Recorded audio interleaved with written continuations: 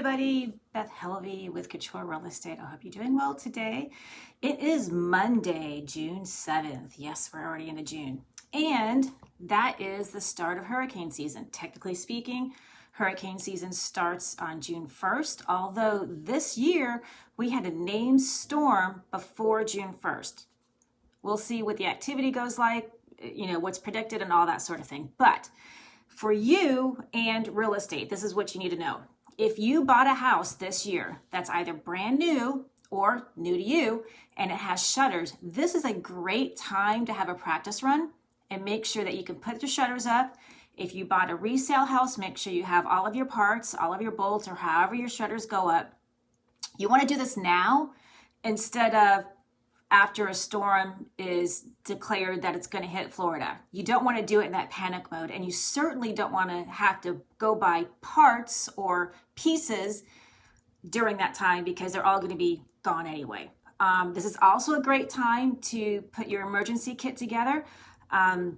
If you don't have one, I'll post one in the comments that you know where to find an emergency kit, but it's a good thing to have, and it's not real big. It's, like a small tote.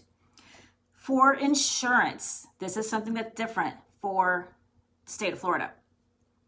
The way insurance works here is our insurers will not write a policy if there is a named storm close to the coast of Florida. So even if the storm is going to hit Miami, the entire state of Florida, or most of the entire state of Florida, will get shut down as far as writing policies. And of course, you don't know when that's going to happen. With Irma, we probably had a week's notice, but we still didn't know exactly when or where it was going to land. But typically speaking, you have 3-4 days notice.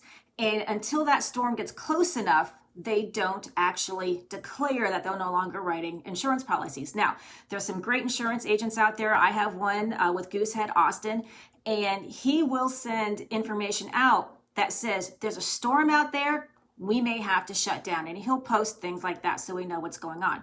But how do you do this? Because if you're getting a property with a loan, you cannot close that insurance. It's not you, it's your lender. Your lender says you must have insurance or they will not do your loan. What you do is early on, you get what's called a binder. You go to your insurance agent, you run through everything that you normally run through, what discounts you get, what the house has, what the house doesn't have, all that sort of thing, and you get a binder in place. No money is needed from you at this point. It's just a binder that's in place so that if 3 days before you're due to close, there's a named storm, you will still have insurance. Okay, so make sure you do that.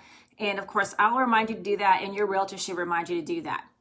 The other thing you need to know is if you are under contract and you have the binder and a storm hits us, like Irma was out east, but it still counted for that. And if we have a storm that lands north of us or south of us, it doesn't necessarily have to be a direct hit.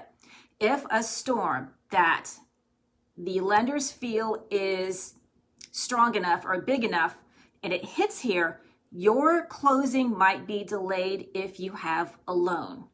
There are certain lenders out there, particularly if you're getting a government-backed loan like an FHA loan or a VA loan, that will have their appraiser go back out or have an inspector go back out and check your roof. We saw this with Irma. We had a lot of closings held up 2-3 weeks, if I recall, because they wanted that roof re-inspected. If that does occur, I would actually expect that to happen. Now, typically speaking, buyer and seller will agree to this, will extend the closing. It's nothing that the buyer has done. It's completely out of the buyer's hands. And there's even a clause in the contract called force majeure, which if we do have a named storm and you cannot close on your specific day of closing that you've already put in the contract, there's a 14-day security blanket that extends the closing automatically so that you can close. Now, it has to be like a direct hit or something like that. It can't be just you saying, well, there was a storm in Miami, so I'm going to hold off closing for a little bit. You can't do that. It has to directly affect us.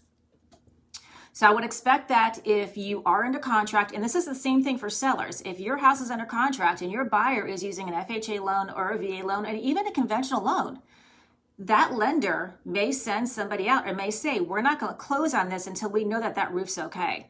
especially if you don't have a newer hurricane roof. And we sell those all the time. They are going to send somebody out, and there's nothing we can do about it. You're just going to have to hold on and wait for them to do that.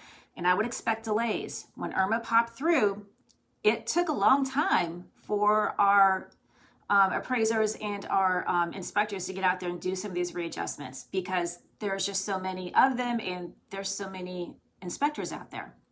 So just keep this stuff in mind. Of course, if this does happen while you're under contract, you would be warned about all of this ahead of time so that you know what could possibly come. And as realtors, we try to get ahead of it and minimize any kind of issues or problems or what have you. If you have any questions about hurricanes and housing, buying a house or selling a house, throw it in the comments or send me a DM. I'm happy to answer them. I will post the link to the recommended hurricane preparedness, hurricane preparedness box or hurricane preparedness kit that you should have. I'll post a link in the comments for you. So if you don't have one and you're curious about what it is, go ahead and take a look. I hope you guys have a wonderful day. We had a lot of rain yesterday, so today is going to be really pretty and a little wet, but everybody's flowers and trees got a good watering yesterday. I hope you have a wonderful day, and talk to you later. Bye, everybody.